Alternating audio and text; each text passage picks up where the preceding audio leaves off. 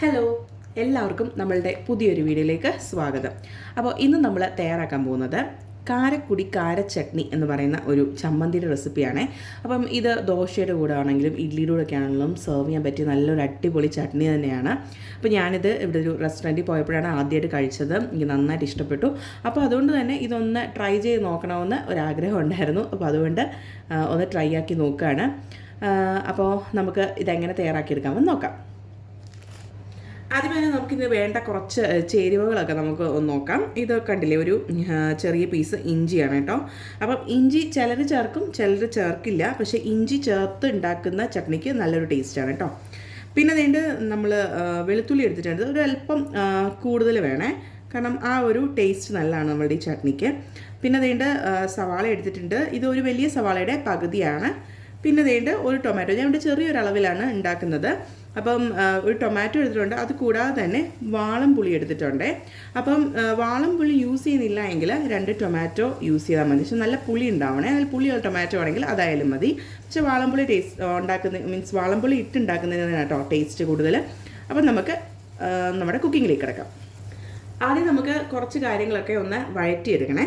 അപ്പം അതിന് വേണ്ടിയിട്ട് എന്തുണ്ട്, നമ്മൾ എണ്ണ ചേർത്ത് കൊടുക്കാം. അപ്പോൾ എണ്ണ നന്നായിട്ടൊന്ന് ചൂടായിട്ടുണ്ട്. അപ്പോൾ ആദ്യം തന്നെ നമ്മൾ ചേർത്ത് കൊടുക്കുന്നതിനകത്തോട്ട് 1 ടീസ്പൂൺ നമ്മുടെ മസൂർ ദാലും 1 ടീസ്പൂൺ ഉഴുന്ന് പരിപ്പുമാണ്. മസൂർ ദാൽ വേണം നിർബന്ധമൊന്നുമില്ല. നമ്മൾ സാധാരണ നമ്മുടെ കടലപ്പരിപ്പൊക്കെ ഉണ്ടല്ലോ, അല്ലെങ്കിൽ നമ്മുടെ സാമ്പാർ പരിപ്പ്, തൂരപ്പരിപ്പ് എന്നൊക്കെ പറയത്തില്ലേ, അത് ഇട്ടാലും മതി കേട്ടോ. പെട്ടെന്ന് തന്നെ ഇളക്കി കൊടുക്കണേ. കാരണം വെച്ചാൽ നമ്മളുടെ ഈ പരിപ്പും ഉഴുന്നും ഒക്കെ പെട്ടെന്ന് തന്നെ കരിഞ്ഞു പോകും. അപ്പോൾ പെട്ടെന്ന് തന്നെ നമ്മളൊന്ന് ഇളക്കി കൊടുത്തിട്ടുണ്ട്. എന്നിട്ട് ഇതിലേക്ക് തേണ്ട നമ്മുടെ ഇഞ്ചിയും വെളുത്തുള്ളിയും ചേർത്ത് കൊടുക്കുന്നുണ്ട്. ഒന്ന് സോട്ട് ചെയ്ത് കൊടുക്കാം.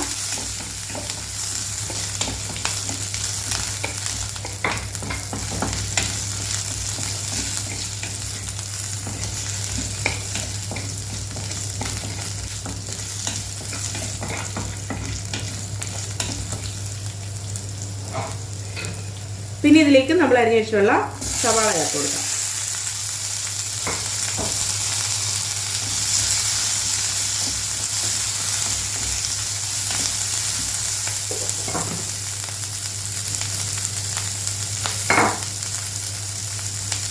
ഇതിലേക്ക് ആവശ്യത്തിനുള്ള ഉപ്പ് ചേർത്ത് കൊടുക്കുന്നുണ്ട്.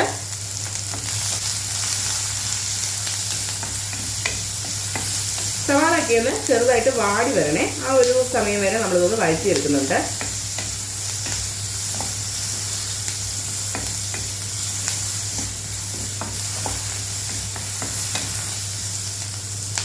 ഒന്ന് വാടി തുടങ്ങിയിട്ടുണ്ട്. ഈ ഒരു സമയത്ത് നമ്മളിതിലേക്ക് അരിഞ്ഞു വെച്ചിട്ടുള്ള ടൊമാറ്റോ ചേർത്ത് കൊടുക്കാം. ടൊമാറ്റോ അരിഞ്ഞോ അല്ലെങ്കിൽ പ്യൂരി ആക്കിയിട്ടോ ചേർത്ത് കൊടുക്കാം കേട്ടോ. ഞാനിപ്പോൾ അരിഞ്ഞാണ് ചേർത്ത് കൊടുക്കുന്നത്. ഇതോടൊപ്പം തന്നെ നമ്മളുടെ ആ 2 വാളംപുളിയും കൂടെ ഒന്ന് ചേർത്ത് കൊടുക്കാം. ഇത് നല്ലതുപോലെ എന്താ പറയുക, സോട്ട് ചെയ്ത് പച്ചച്ചോവയൊക്കെ നന്നായിട്ട് മാറ്റിയതിന് ശേഷം നമുക്ക് ഇതൊന്ന് ചൂടാറാനായിട്ട് അനുവദിക്കണം. കുറച്ച് ടൈം എടുത്ത് തന്നെ ലോ ഫ്ലെയിമിലിട്ട് തന്നെ നമ്മളിത് വഴറ്റിയെടുക്കണം. നല്ലോണം ഇതിൻ്റെ പച്ചവയൊക്കെ മാറി നമ്മളുടെ തക്കാളിയൊക്കെ നന്നായിട്ട് കുക്കാവണം. ആ ഒരു രീതി വരെ നമുക്ക് നല്ലതുപോലെ ഒന്ന് വഴറ്റിയെടുക്കാം. ഇതിലേക്ക് ഞാൻ കുറച്ച് വറ്റൽമുളകും കൂടെ ഒന്ന് ചേർത്ത് കൊടുക്കുന്നുണ്ട്. അപ്പം ഇത് എരിവിന് മാത്രമായിട്ടുള്ള വറ്റൽമുളകാണ്. ഇത് കൂടാതെ നമ്മളിതിലേക്ക് കുറച്ച് കാശ്മീരി റെഡ് ചില്ലി പൗഡർ ചേർത്ത് കൊടുക്കുന്നുണ്ട്. അപ്പം നിങ്ങളുടെ കയ്യിൽ ഈ പറഞ്ഞ പോലെ നമ്മുടെ കാശ്മീരി റെഡ് ചില്ലി മുഴുവനായിട്ടുള്ള, അതായത് പിരിയമുളക് മുഴുവനായിട്ടുണ്ടെങ്കിൽ അത് നിങ്ങൾക്ക് ഇതിലേക്ക് ചേർത്ത് കൊടുക്കാം. എൻ്റെ അത് ഉണ്ടായിരുന്നില്ല, അപ്പോൾ അതുകൊണ്ടാണ് ഞാനിങ്ങനെ ചേർത്ത് കൊടുക്കുന്നത്. അപ്പം പിരിയമുളക് ഇല്ല എങ്കിൽ ഇതുപോലെ കാശ്മീരി റെഡ് ചില്ലി പൗഡർ ചേർത്ത് കൊടുത്താലും മതിയാകും. അപ്പോൾ നന്നായിട്ടൊന്ന് മൂത്ത് വരട്ടെ. നമ്മുടെ തക്കാളിയൊക്കെ നന്നായിട്ട് വെന്തുടഞ്ഞ് വന്നിട്ടുണ്ട്. അതുപോലെ തന്നെ എല്ലാം നന്നായിട്ട് കുക്കായി വന്നിട്ടുണ്ട്. അപ്പോൾ ഈ ഒരു സ്റ്റേജ് മതി കേട്ടോ. ഇതിലേക്ക് കുറച്ച് കാശ്മീരി ചില്ലി പൗഡർ ചേർക്കുന്നുണ്ട്. അതിന് കളറിന് വേണ്ടിയിട്ട് ചേർക്കുന്നതാണ്.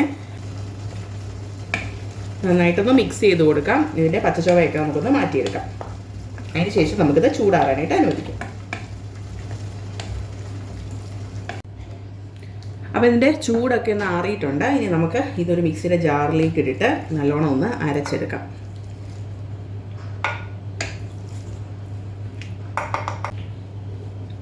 അപ്പോൾ അതേ നമ്മുടെ ചട്നി നന്നായിട്ട് അരഞ്ഞ് വന്നിട്ടുണ്ട്. ഇതാണ് കേട്ടോ അതിൻ്റെ പാകമെന്ന് പറയുന്നത്.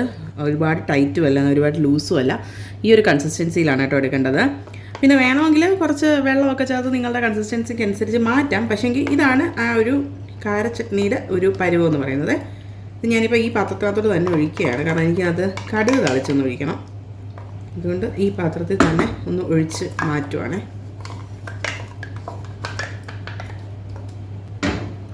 ഇനി നമുക്ക് ഇതിലേക്ക് കടുക് താളിച്ചൊഴിക്കണേ. അപ്പോൾ അതിന് വേണ്ടിയിട്ട് ഒരു ചെറിയ പാത്രം വെച്ചിട്ടുണ്ട്. ഇതിലേക്ക് കുറച്ച് എണ്ണ ചേർത്ത് ഒഴിക്കാവേ.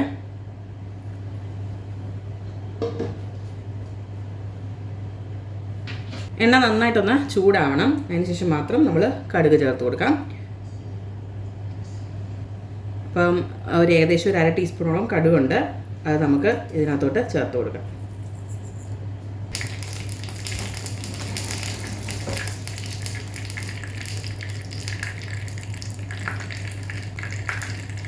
അപ്പം കടുകൊക്കെ പൊട്ടി വന്നിട്ടുണ്ട്. ഇനി നമുക്കിതിലേക്ക് കുറച്ച് കറിവേപ്പില ചേർത്ത് കൊടുക്കും. ഇത്രയേ ഉള്ളൂ. ഇത് നമ്മുടെ ചട്നിയുടെ മുകളിലേക്ക് നമ്മളുടെ ഈ ഒരു താളിപ്പ് ഒഴിച്ച് കൊടുക്കാം. അപ്പോൾ നമുക്കൊന്ന് ഇതൊന്ന് മിക്സ് ചെയ്തെടുക്കാം. അപ്പോൾ ഇത്രയേ ഉള്ളൂ, നമ്മളുടെ ടേസ്റ്റി ആയിട്ടുള്ള കാരച്ചട്നി ഇവിടെ റെഡി ആയിട്ടുണ്ട് കേട്ടോ. അപ്പോൾ എല്ലാവരും ട്രൈ ചെയ്ത് നോക്കുക. നല്ല ടേസ്റ്റി ആയിട്ടുള്ള ഒരു റെസിപ്പിയാണ്, നിങ്ങൾക്ക് എല്ലാവർക്കും ഇഷ്ടപ്പെടും. പിന്നെ വീഡിയോ കാണാതെ ലൈക്ക് ചെയ്യാതെ അതുപോലെ തന്നെ സബ്സ്ക്രൈബ് ചെയ്യാതെ കാണുന്ന ഒരുപാട് കൂട്ടുകാർ നമ്മൾക്കിടയിലുണ്ട്. അപ്പോൾ അവർക്ക് വേണ്ടിയിട്ട് പറയാണ്, പ്ലീസ് നമ്മളുടെ വീഡിയോ ഒന്ന് ലൈക്ക് ചെയ്യണം. അതുപോലെ തന്നെ ചാനൽ സബ്സ്ക്രൈബ് ചെയ്യാനും മറന്നു പോകരുത്.